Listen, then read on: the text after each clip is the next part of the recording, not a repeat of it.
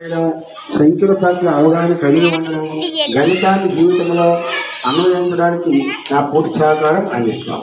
వారి భాష, భావోద్వేగ, మానసిక, నైతిక, గణిత సామర్థ్యాల అభివృద్ధి కోసం నా జ్ఞానం, నైపుణ్యం అన్నింటినీ అంకితం చేస్తాను. నేను నిరంతరం నేర్చుకుంటూ నా బోధనను మెరుగుపరుచుకుంటూ వారిలో నైపుణ్యాలను, ఆసక్తిని పెంపొందించేలా కృషి చేస్తాం. ఈ లక్ష్యం సాధనలో తల్లిదండ్రులు మరియు సమాజ సహకారంతో గ్యారంటీ ఎఫ్ఎల్ఎన్ అనే మన రాష్ట్ర సంకల్పాన్ని సాధించడానికి నా సాయశక్తుల కృషి చేస్తారని ప్రతిజ్ఞ చేస్తున్నాను. ఉపాధ్యాయునిగా ఇది నా బాధ్యత, నా కాదు.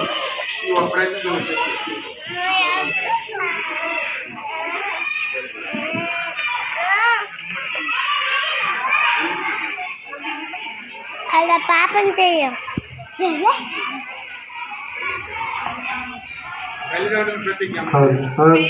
ప్లెడ్జ్ నేను చెప్తాను, మీరేమో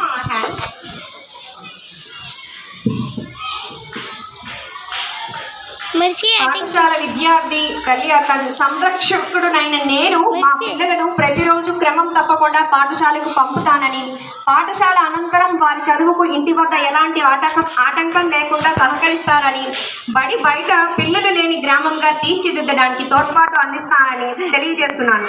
పాఠశాల అభివృద్ధి కార్యక్రమాల్లో నిరంతరం పాల్గొని అంకిత భావంతో ఉపాధ్యాయులకు సహకరిస్తానని, పాఠశాలకు ప్రజలకు మధ్య వారధిగా వ్యవహరిస్తానని తెలియజేస్తున్నాను.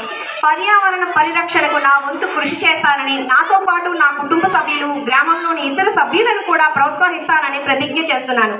పిల్లల బంగారు భవిత కోసం వారి విద్యా ప్రమాణాలను మెరుగుపరచడంతో పాటు శారీరక, మానసిక, నైతిక వికాసానికి కృషి చేస్తానని, బాల్య వివాహాలను నివారించి పిల్లల భద్రతకు కల్పిస్తానని, మరియు ఎఫ్ఎల్ఎన్ గ్యారంటీ కార్యక్రమం ద్వారా నిపుణ్ భారత్ లక్ష్యాలను సాధించి పిల్లల ఉన్నతి కోసం పూర్తిగా సహకరిస్తూ నవ సమాజ నిర్మాణం కోసం నా వంతు కృషి చేస్తానని మనస్ఫూర్తిగా ప్రతిజ్ఞ చేస్తున్నాను.